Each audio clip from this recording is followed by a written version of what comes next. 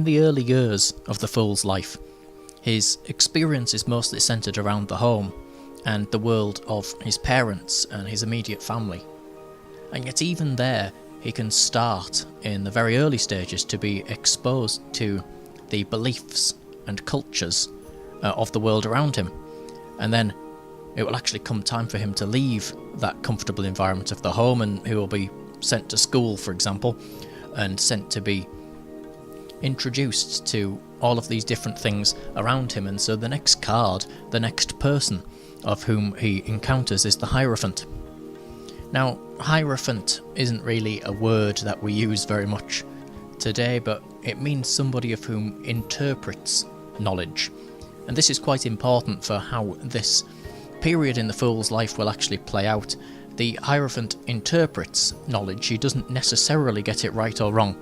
He is putting his own spin on it. He's understanding it from his own perspective, because this Hierophant, whether this is a teacher, a religious leader, most Hierophant cards are shown in this kind of quasi-religious design, has actually began his own journey, the same as what the Fool does, and has come through all of these pathways and all of these experiences to be in a position where he can actually interpret it. And of course it can be quite wonderful in that regard, because he's already had the experiences, he's already lived through the different steps on the journey, and so figuratively he knows where the pitfalls are, and he knows the paths that he has taken throughout the journey, and attempts to explain them in a way that can be understood for the next fool to come along on their journey. But of course it doesn't always work like that, and so we do still have the duality of experience. Some of these introductions to cultures and some of these lessons that the Fool gets will be very, very good, and other ones could actually create limitations and be detrimental to his journey. And so if we look at the Thoth Hierophant, that Hebrew character is the letter Vav, of which means the nail, and in fact it actually looks like a nail. And so this is something of which joins things together. Of course, when we're building things, we use nails to put two surfaces together and make them stick. And so in his early school days, and in his early days of being introduced to the religion and culture of his family and of his country and all these other things, he's getting things nailed into him, metaphorically. And so he's starting to be told, well, this is how the world goes together, and this is how the world works. And all of a sudden, he's out of that comfort of the home, and he's seeing a wider world, of which he doesn't understand.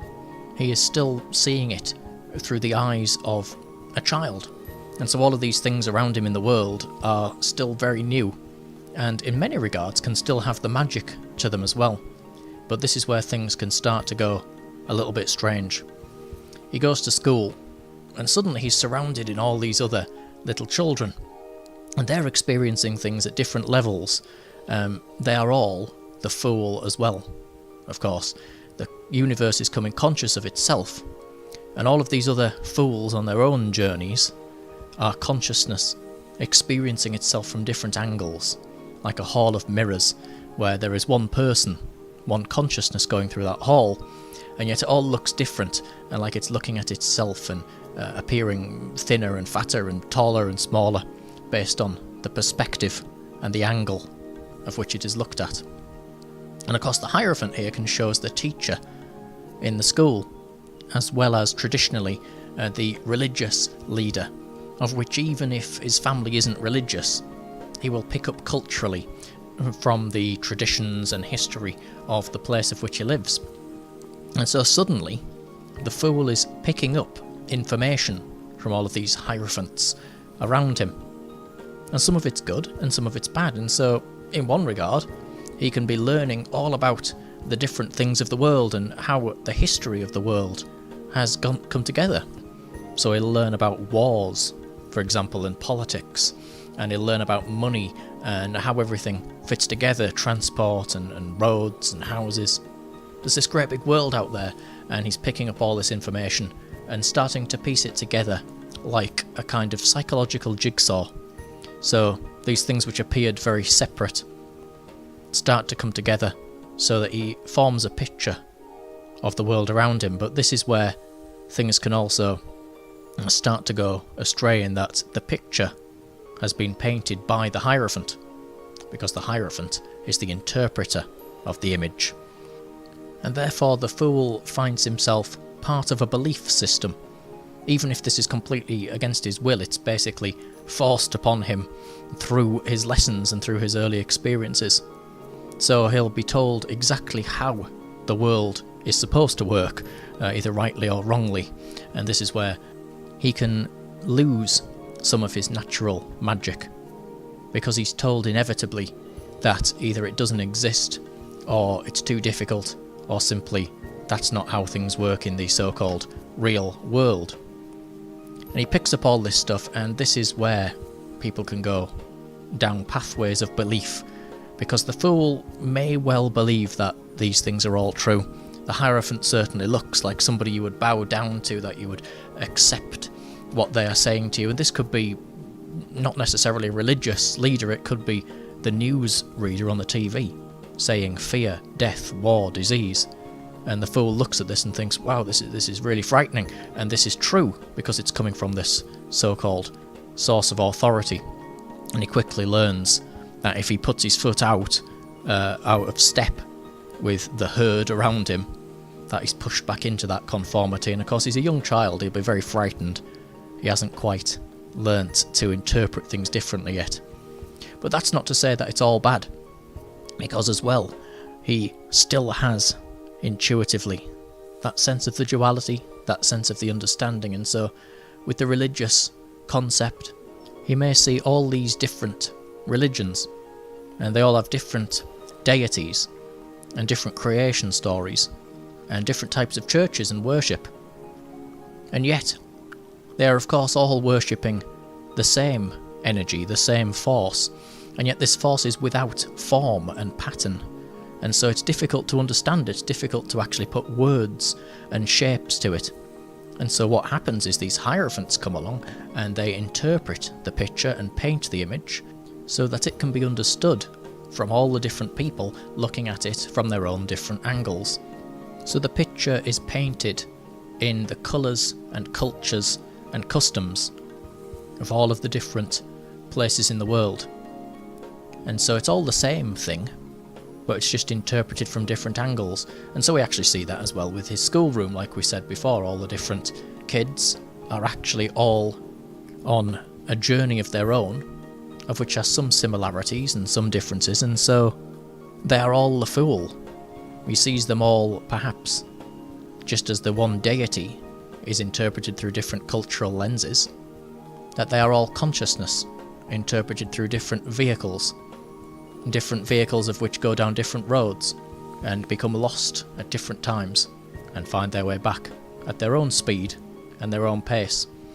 And so suddenly the nail becomes not quite as sharp and as damaging as what it can be, because it can also be joining two things in his great work, joining the microcosm and the macrocosm.